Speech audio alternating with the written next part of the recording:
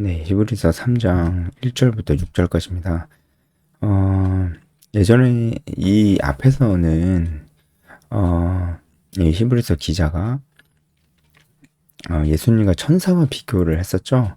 왜냐면 이제 천사 숭배 사상이 있었기 때문에 예수님이 천사보다 위대하신 분이다라는 그런 논쟁이 있었습니다. 근데 이제부터는 예수님이 모세보다 우월하신 분이다. 이렇게 논증을 합니다. 우리가 보기에는 너무나 당연한 얘기인데, 왜 이런 당연한 얘기를 지금 이렇게 심각하게, 이렇게 딱 각 잡고 논리적으로 이렇게 얘기를 하는 걸까요? 이 당시에 이 편지를 받는 유대인들이 많은 이제 유혹이 있었다고 그랬죠. 유혹도 있었고, 핍박도 있었습니다. 누구에게 핍박이 있었냐? 유대인들이죠. 유대인들이, 유대주의자들이죠. 유대주의자들이, 이 유대인, 이 그리스도인, 그러니까 유대교였는데, 이제 기독교로 개종한 유대 그리스도인들을 핍박을 하고, 막 위협도 하고, 막 협박도 하고, 그러다가 막 유혹도 하고, 회유도 하고 좀 막 그랬던 것 같아요. 그러니까 이제 좀 무섭기도 하고, 지치기도 하고 이제 하면서 마음이 많이 무너졌던 것 같습니다. 이제 기독교인들이요.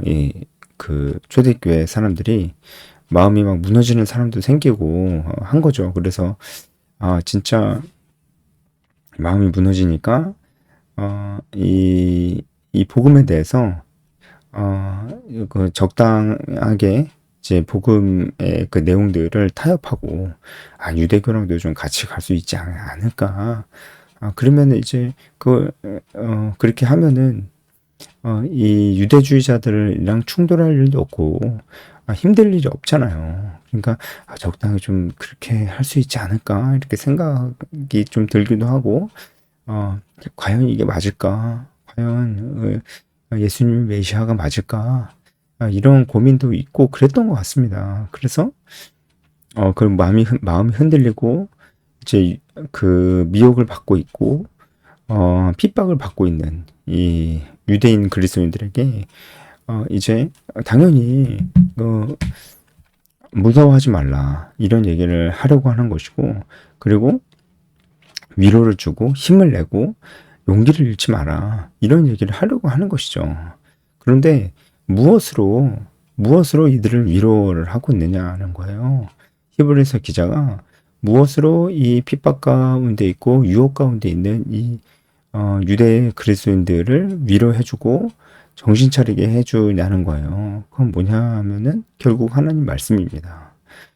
하나님 말씀을 가지고 이제 모세도 이제 모세는 예수님보다 위대하지 않아 그냥 이렇게 간단하게 설명하는 게 아니고 말씀을 가지고 설명을 하면서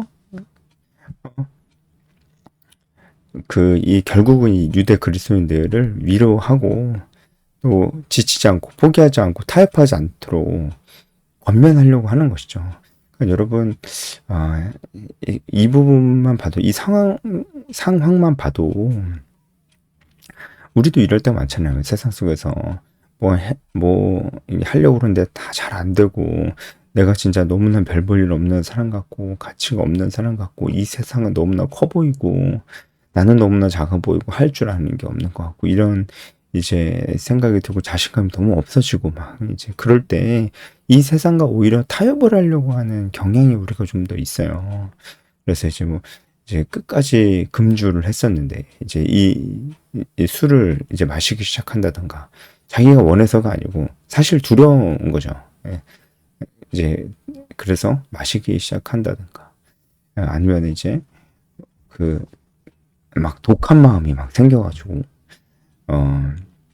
이것저것을 막 하면서 지쳐 쓰러질 때가 지어서 맨날 바쁘고 하니까 이제 하나님을 향해서 가졌던 그 마음도 잘 없어지고 하나님 나라에 대해서 잘 생각도 안 하고 그러다 보니까 마음이 멀어지고 이제 그런 사람들 그런 사람들이 많잖아요. 내 자신이 그렇진 않은지를 생각을 해봐야 됩니다. 두려움, 한치 앞을 알 수 없기 때문에 생기는 이 마음속의 두려움.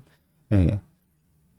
그 세상의 유혹들이 지금 그 핍박 가운데서 유혹과 또 이제 마음의 어떤 지친 마음을 끌어안고 있는 이 유대 그리스도인들과 우리와 닮은 점이 있지 않냐는 거죠. 그러면 이제 우리는 어떻게 이런 두려움과 유혹 가운데서 벗어날 수 있을까요? 결국 말씀입니다.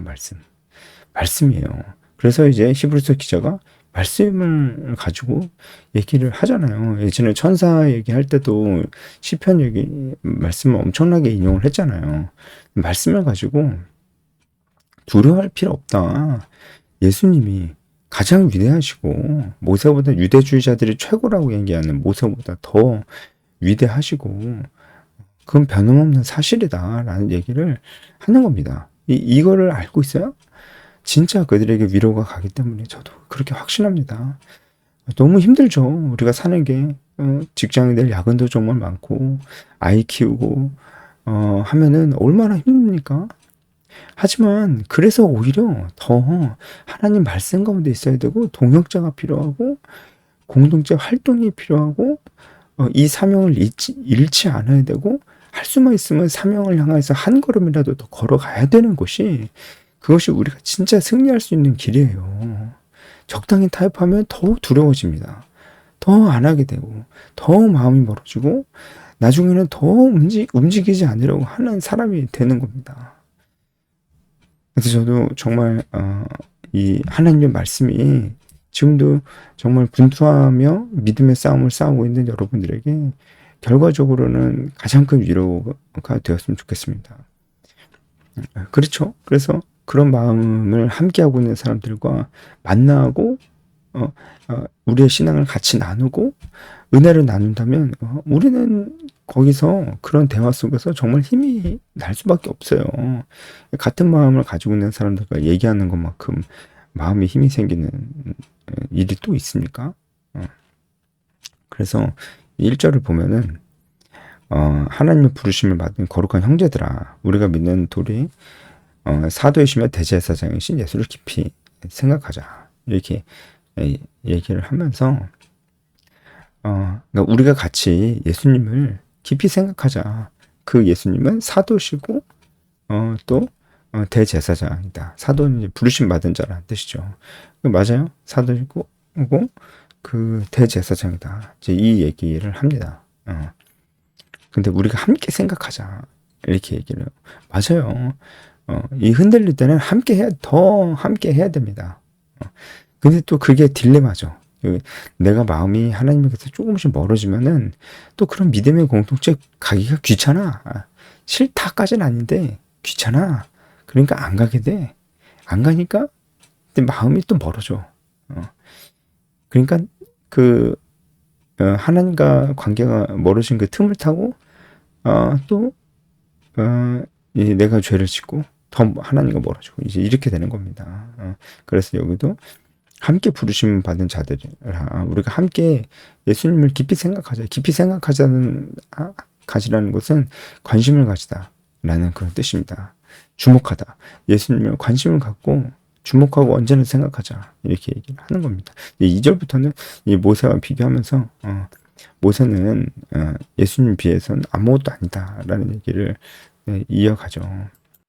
쭉 가면은 모세가 하나님의 온 집에서 한 것 같이 하셨으니 그는 모세보다 더욱 영광을 받을 만한 것이 마치 집 지은 자가 그 집보다 더욱 존귀함 같으니라. 그러니까 여기서 예수님을 집 지은 자 그리고 모세를 집으로 그렇게 비유를 했습니다. 당연히 집 지은 자가 더 위대하죠. 이런 설명까지 꼭 해야 되는가 그런 생각이 좀 들었을 것 같아요. 4절 보면 집마다 지은 이가 있으니 만물을 지으신 이는 하나님이 이렇게 높으신 분이다. 예수님이 그런 분이다라는 걸 얘기해 주는 거예요. 5절에 또한 모세는 장래에 말할 것을 증언하기 위해서 장래에 말할 것을 증언하는 건 뭐냐면 장래에 말할 것은 복음입니다. 복음. 예수 그리스도의 복음이에요. 그런데 이제 그 모세는 모세 시대 때는 창세기에서도 시간적으로 굉장히 이르잖아요. 그러니까 이 복음에 대해서 완전히 우리처럼 이렇게 정확하게 알지는 못했습니다. 하지만 알기는 알았어요. 이제 그도 하나님의 선지자니까 알기는 알았어요. 그런데 우리처럼 이렇게 깊이 디테일하게 알지는 못했습니다.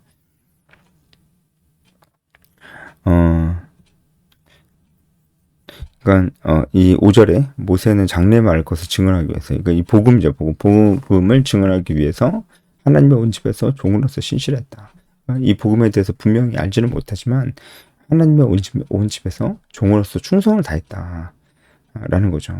마지막으로 그리스도는 하나님의 집을 맡은 아들로서 그와 같이 하셨으니 우리가 소망의 확신과 자랑을 끝까지 굳게 잡고 있으면 우리는 그의 집이다. 결론, 우리가 해야 될 게 있다. 그게 뭐냐면 우리가 소망의 확신과 자랑을 끝까지 굳게 붙잡고 있어야 된다.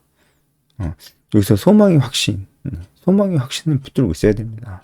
그러니까 예수님을 향한 이 확신. 예수님께서 하신 말씀에 대한 확신.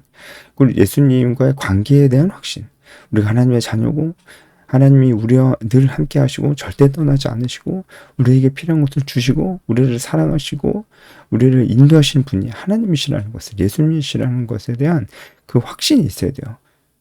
확신이고 이 자랑이 나쁜 의미에서의 자랑이 아니죠. 진짜 내가 경험해봤더니 이 복음이 그 기쁨이 너무 크다 할 때 이 자랑이죠. 그러니까 결국 이 자랑도 확신과 연결이 되는 겁니다. 이 확신, 말씀에 대한 확신이죠. 결국 이 확신이 있으면 끝까지 굳게 잡고 있으면 우리는 그의 집이다. 우리가 이제 하나님의 가족으로서, 하나님 예수 그리스도의 형제로서 우리가 살아간다는 것이죠. 진짜 예수님의 형제가 된다는 게 아니고 하나님의 자녀로서 살아갈 수 있다는 거죠. 이렇게 소망을 잡고 있어야 하나님의 자녀가 되는 게 아닙니다. 하나님의 자녀는 자연스럽게 이 소망을 붙잡아야 된다는 거예요. 그래야지 우리가 두려워하고 미혹되지 않을 수 있고 오히려 확신과 자랑을 할 수가 있는 것이죠. 이것도 여러분 우리에게 적용하기 쉽죠. 우리도 이 소망의 확신과 자랑이 있어야 됩니다. 확신이 있어야 돼요. 확신이 있어야 돼. 이 길이 맞아 라고 하는 확신이 있어야 됩니다. 어떤 길이냐면 어떤 직업이든 성별과 무관하게 기혼이든 미혼이든 우리가 다 해야만 하고 할 수 있는 것, 이거 우리 해보자. 그리고 난 여기다 확신이 있다 라고 할 때 이 확신이 우리에게 필요합니다. 그게 뭐냐면 결국 전도와 제자, 맞아. 주님이 분명히 이렇게 우리에게 명령을 하셨다. 그럼 우리가 해야 된다. 이게 확신이죠. 그리고 주님이 우리를 절대 떠나지 않으신다. 내가 실수하고 죄를 짓는다 해도 우리를 절대로 떠나지 않으신다라는 것도 확신이죠. 이 확신이 있으면 사람이 삶이 어떻게 달라질지 생각을 해보세요. 확신이 있으면 이 사람은 영향력을 갖게 됩니다. 우리가 복음이 아니라 다른 부분에 있어서도 뭐 영화를 봤는데 너무나 재밌어. 이건 다른 사람도 재밌을 거라 확신이 들어. 그러면은 막 얘기하고 다니잖아요. 영화도 그런데 하물며 주님께서 우리를 위해서 죽으셨다는 이 복음의 말씀에 우리가 확신이 있다면 왜 얘기를 안 합니까? 왜 삶으로만 복음을 전하려고 왜 그럽니까? 왜 말을 못해요? 아니 삶으로만 전해지는 전도가 어디 있어? 복음이 어떻게 삶으로만 전해져요? 말을 안 해주면 어떻게 합니까?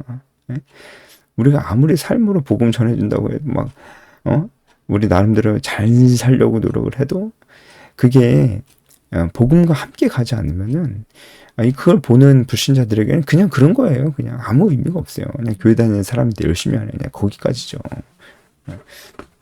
그러면 안 되잖아요. 그래서 결국 우리가 이 전도 제자 삶 속에서 복음을 전하고 그리고 우리 주변에서 순환을 찾아서 제자를 삼는 이 일을 하게 될 수가 있어요. 확신이 있다면 할 수 있습니다. 여기까지 하겠습니다.